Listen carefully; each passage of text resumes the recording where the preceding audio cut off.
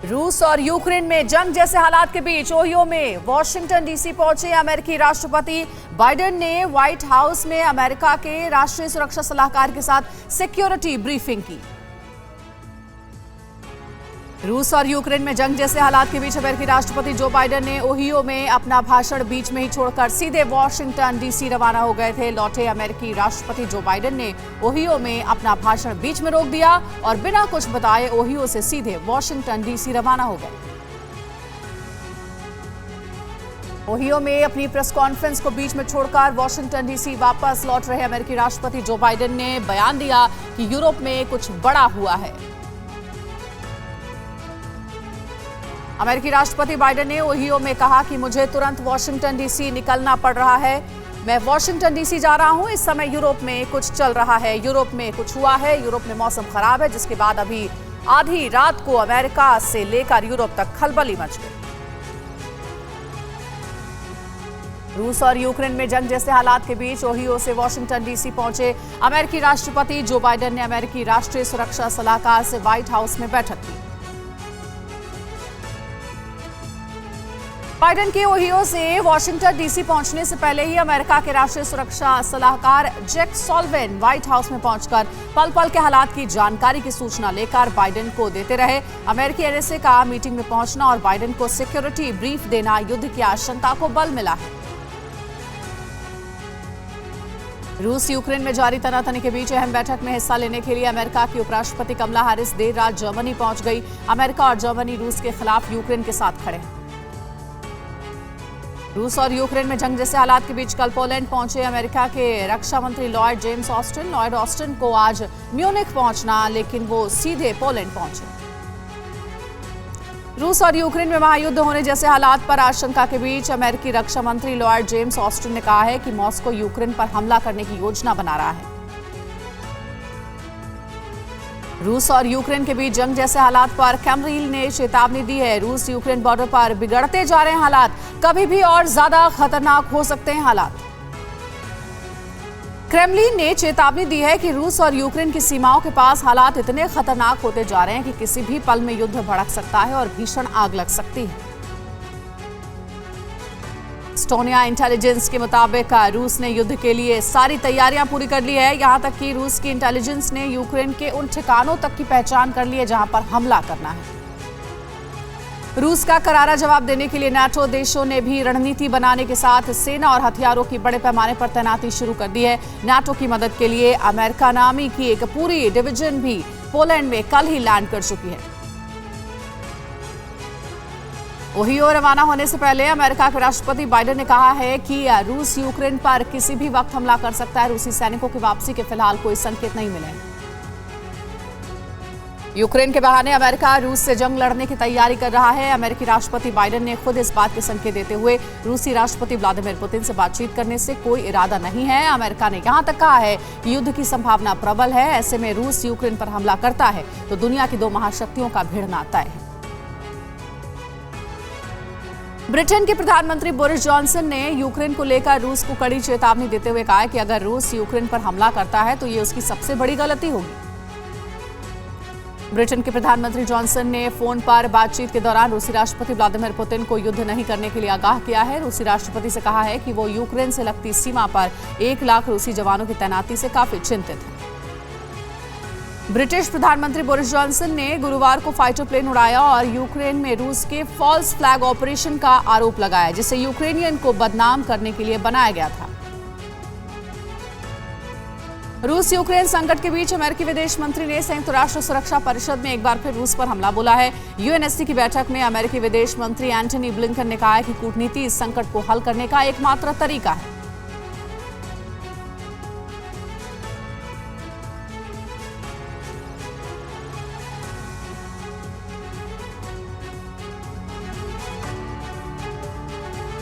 इससे पहले भी ब्रिटिश प्रधानमंत्री जॉनसन कह चुके हैं कि यूक्रेन संकट अभी पूरी तरह से टला नहीं है। रूस ने यूक्रेन सीमा पर 1 लाख से ज्यादा सैनिकों और भारी गोला बारूद के साथ लड़ाकू विमानों को तैनात कर रखा है। अमेरिकी विदेश मंत्री एंटनी ब्लिंकन ने कहा है कि ये संकट यूएनएससी के हर सदस्य और दुनिया के सभी देशों को सीधे प्रभावित कर रहा है। ब्लिंकन ने कहा है कि रूस के लक्षित लक्ष्यों में कीव शामिल है, जिसके लगभग 30 लाख लोग हैं। अमेरिकी विदेश मंत्री एंटनी ब्लिंकन ने आशंका जताई है कि रूसी राष्ट्रपति व्लादिमीर पुतिन पहले से ही युद्ध की तैयारी कर चुके हैं। रूस यूक्रेन पर हमला करने का नया बहाना ढूंढ रहा है। अमेरिकी विदेश मंत्री एंटनी ब्लिंकन ने आशंका जताई है कि यूक्रेन पर हमला करने के लिए रूस रासायनिक हथियारों का उपयोग कर सकता है, जो परमाणु वॉर से भी ज्यादा घातक और विनाशकारी साबित हो सकता है। यूएनएससी की बैठक में रूस ने कहा है कि पश्चिमी देशों का एकमात्र मकसद युद्ध आयोजित करना है और अगर ऐसा नहीं है तो यूक्रेन की कठपुतली सरकार बहुत पहले ही मिन्स्क समझौते को लागू करने के लिए मजबूर हो जाती, लेकिन ऐसा नहीं हो रहा है, जिसके बाद हम कह सकते हैं कि पश्चिम रूस के साथ युद्ध चाहता है। यूक्रेन में बढ़ रहे तनाव पर यूएनएससी की बैठक में यूक्रेन के राजदूत सर्गेई किस्लीत्सिया ने कहा है कि वो मॉस्को से बातचीत के लिए तैयार है। उन्होंने कहा है कि रूस के पास डी एस्केलेशन और राजनयिक संवाद के रास्ते पर चलना विकल्प खुला है।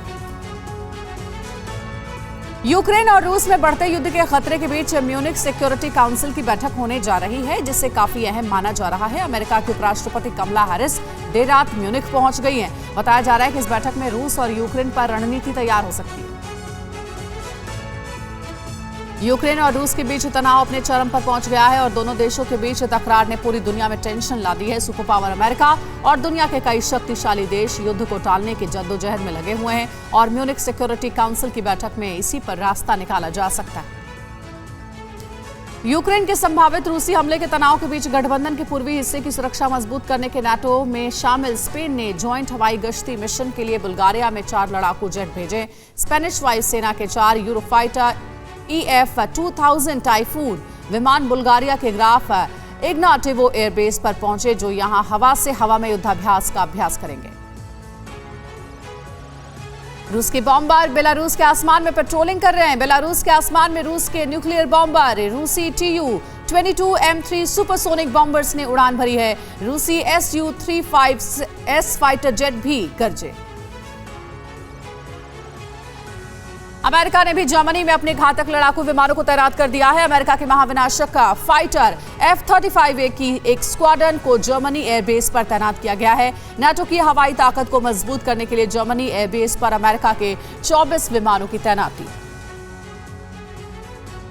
युद्ध की नई डेडलाइन के बीच चरम पर अमेरिका और रूस में तकरार। दोनों देशों ने एक दूसरे के डिप्लोमेट्स को निकाला। मॉस्को में तैनात यूएस के उपराजनयिक बार्ट गवर्नर निष्कासित, तो रूस ने भी अमेरिकी उपराजनयिक को तुरंत देश छोड़ने के निर्देश दिए। रूस के राष्ट्रपति व्लादिमीर पुतिन ने यूक्रेन के साथ युद्ध की संभावना से इंकार करते हुए कहा था कि हम यूक्रेन के साथ युद्ध नहीं चाहते। रूसी राष्ट्रपति व्लादिमीर पुतिन अब तक सीमा से सेना वापस बुलाने की बात कह रहे थे, लेकिन पहली बार पुतिन ने कहा है कि बॉर्डर पर हालात खराब हैं। दूसरी ओर पुतिन और बेलारूस के तानाशाह अलेक्जेंडर लुकाशेंको आज मॉस्को में मिलेंगे। दोनों नेताओं के बीच यूरोपीय सुरक्षा और द्विपक्षीय संबंधों पर चर्चा होगी। रूस के राष्ट्रपति पुतिन ने यूक्रेन को आगाह किया कि वो नाटो में शामिल होने का सपना देखना छोड़ दे। अगर यूक्रेन नाटो में शामिल होने के अपने फैसले पर अड़ा रहा तो रूस ने पूरी तैयारी कर रखी है। रूस यूक्रेन विवाद के खबर के बीच रूस समर्थक विद्रोहियों से कई गांव खाली कराए गए हैं। यूक्रेन बॉर्डर पर डोनबास में गांव खाली कराए गए। यूक्रेन रूस बॉर्डर के साथ ही बेलारूस यूक्रेन बॉर्डर के पास रूस की 100 बटालियन तैनात है। रूस के हर बटालियन में करीब 1000 के आसपास सैनिक होते हैं। सैनिकों को सैन्य साजो सामान से जोड़ने के लिए लगातार मूवमेंट हो रही है। नाटो महासचिव जेंस स्टोल्टेनबर्ग ने कल ब्रसेल्स में सदस्य देशों के प्रतिनिधियों के साथ फिर से वार्ता शुरू की है। नाटो प्रमुख ने राजनयिक समाधानों को जारी रखने के लिए क्रेमलिन की पेशकश का स्वागत किया, लेकिन उन्होंने दूसरे लोगों को चेतावनी दी कि अमेरिकी नेतृत्व वाले गठबंधन ने अभी भी मॉस्को की घोषित सैन्य वापसी का कोई संकेत नहीं दिया है। यूक्रेन की सीमा के चारों तरफ रूसी सैनिकों, टैंक तो फाइटर जेट की भारी पैमाने पर हुई तैनाती को शीत युद्ध के बाद यूरोप में सबसे गंभीर संकट माना जा रहा है। यूक्रेन की आर्मी भी रूस को करारा जवाब देने के लिए पूरी क्षमता से मैदान में डटी हुई है। यूक्रेन के राष्ट्रपति वॉर जोन में जाकर सेना की हमले की तैयारियों को परख रहे हैं। यूक्रेन के आसपास क्रेमलिन के सैन्य निर्माण को लेकर रूस और पश्चिमी देशों के बीच तनाव जारी। अमेरिकी वायुसेना ने जर्मनी में करीब 1 दर्जन F-35A लाइटनिंग लड़ाकू जेट और लगभग 350 कर्मियों को तैनात किया है। यूटा में हिल एयरफोर्स बेस पर 34वें फाइटर स्क्वाड्रन के विमान स्पेंग डाहलेम एयरबेस पहुंच गए हैं। रूस और यूक्रेन में जंग जैसे हालात के बीच यूक्रेन में लगातार हालात बिगड़ते ही जा रहे हैं। दोनबास में अब तक 29 बार सीजफायर वॉयलेशन हुआ है। अमेरिका और नाटो देशों की चेतावनी का रूस के ऊपर कोई खास असर दिखाई नहीं दे रहा है। रूस का विदेश मंत्रालय नाटो की चेतावनी का मजाक उड़ा रहा है। रूस की विदेश मंत्रालय की प्रवक्ता मारिया जाखारोव का दावा है कि नाटो की सदस्यता का झांसा देकर यूक्रेन को अमेरिका ने गुमराह किया है। अमेरिका और नाटो का मानना है कि यूक्रेन पर हमले की साजिश रच रहे रूस के राष्ट्रपति पुतिन पूरी दुनिया को गुमराह कर रहे हैं। रूस ने क्रीमिया का एक वीडियो जारी कर पूरी दुनिया को गुमराह किया था कि उसने यूक्रेन बॉर्डर से अपने सैनिकों और जंगी साजो सामान की तादाद घटा दी है। अमेरिका ने रूस के दावे को सफेद झूठ बताया है। व्हाइट हाउस का दावा है कि रूस ने यूक्रेन बॉर्डर से सैनिकों की संख्या घटाने का ऐलान करके यूक्रेन की सीमा पर 7,000 अतिरिक्त सैनिकों को यूक्रेन बॉर्डर पर तैनात कर दिया है। रूस यूक्रेन बॉर्डर की सैटेलाइट तस्वीरों ने साफ कर दिया है कि रूस अभी शांत बैठने के मूड में नहीं है। जो तस्वीरें सामने आई हैं उनमें देखा जा सकता है कि रूस अपनी तैयारियों को और मजबूत कर रहा है। तस्वीरों में लड़ाकू हेलीकॉप्टर दिख रहे हैं और ब्रिस्काई ट्रेनिंग एरिया में बख्तरबंद गाड़ियां और तोपखाने रखे हुए हैं। रूसी सेना को यूक्रेन की 48 दूरी के भीतर रखा गया है। रूस के राष्ट्रपति पुतिन के जंगी इरादों की सैटेलाइट से मिली तमाम तस्वीरों ने पोल खोल कर रख दी है। सैटेलाइट की तस्वीरों से साफ हो गया है कि रूस की सेनाएं बेलारूस, क्रीमिया और पश्चिमी रूस में सैन्य गतिविधि अचानक से बढ़ गई है। यूक्रेन के बॉर्डर के करीब रूसी सेना डेरा जमाए बैठी है।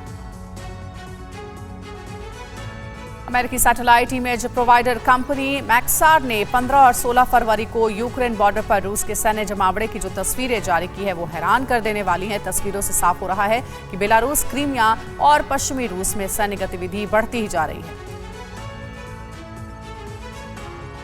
सैटेलाइट की तस्वीरों में यूक्रेन की सीमाओं पर रूस के टैंक, तोप, फाइटर जेट, गोला बारूद से लेकर सभी तरह के जंगी साजो सामान को देखा जा सकता है। तस्वीरों ने पोल खोल दी है कि रूस और यूक्रेन के बीच जंग फिलहाल टली नहीं है। यूक्रेन के रक्षा मंत्री ओलेस्की रेजनिकोव और सेना का दावा है कि यूक्रेन की सीमाओं के चारों तरफ अभी भी रूस के 1,40,000 से ज्यादा सैनिक और रूस समर्थक अलगाववादी फोर्स के जवान हथियारों, आर्टिलरी और गोला बारूद के साथ तैनात हैं। परवाह देश की, सोमवार से शुक्रवार रात 10 बजे TV9 भारतवर्ष पर।